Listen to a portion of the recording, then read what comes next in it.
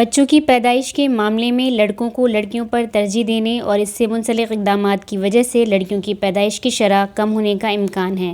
اس سے آبادی، معاشرے اور اقتصادیات پر منفی اثرات مرتب ہوں گے۔ ایک محتاط اندازے کے مطابق آئندہ 10 برسوں کے دوران دنیا بھر میں توقع سے 4.7 ملین کم لڑکیاں پیدا ہوں گی۔ یہ انکشاف ایک تازہ مطالعے میں کیا گیا ہے۔ کئی معاشروں میں لڑکوں کو ترجیح دی جاتی ہے۔ جنوب مشرقی یورپ کے علاوہ جنوب و مشرقی ایشیا میں صنف کی بنیاد پر اسقاط حمل جاری ہے اور یہی حقیقت لڑکیوں کی پیدائش کی شرح میں کمی کی وجہ بن سکتی ہے۔ اس ممکنہ صورتحال سے طویل المدتی بنیادوں پر معاشرے میں عورتوں اور مردوں کا توازن خراب ہوگا۔ اس اسٹڈی میں 2 فرضی صورتحال کا جائزہ لیا گیا۔ محققین نے ان 12 ملکوں پر توجہ مرکوز رکھی جہاں آبادی میں سن 1970 سے لے کر اب تک مردوں کا عورتوں کے مقابلے میں تناسب بڑھا ہے۔ ان 17 ملکوں پر بھی توجہ دی گئی جہاں سماجی رویوں اور متنازع عوامل کی وجہ سے ایسی صورتحال کا خطرہ موجود ہے۔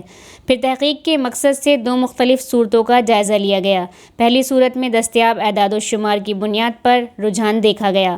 اس کی بنیاد پر پیشن گوئی کی گئی جس کے تحت اگلے 10 برسوں میں توقع سے 4.7 ملین کم لڑکیاں پیدا ہو سکتی ہیں۔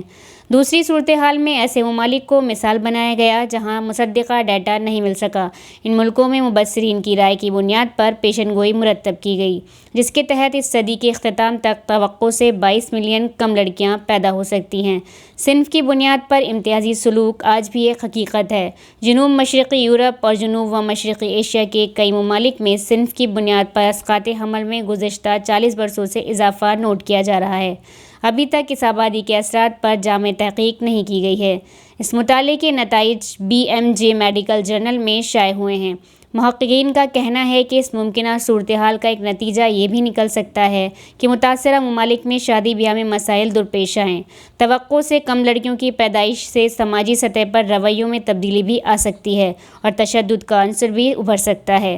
صنف کی بنیاد پر اسقاط حمل اور دیگر صورتوں میں امتیاز کو اقوام متحدہ کے ملینیم ڈیولپمنٹ اہداف میں منفی عوامل قرار دیا جاتا ہے۔ مطالعے پر کام کرنے والی ٹیم نے اس ضمن میں ڈیٹا جمع کرنے اور ان کے انسداد کے لیے اقدامات کی ضرورت پر زور دیا ہے۔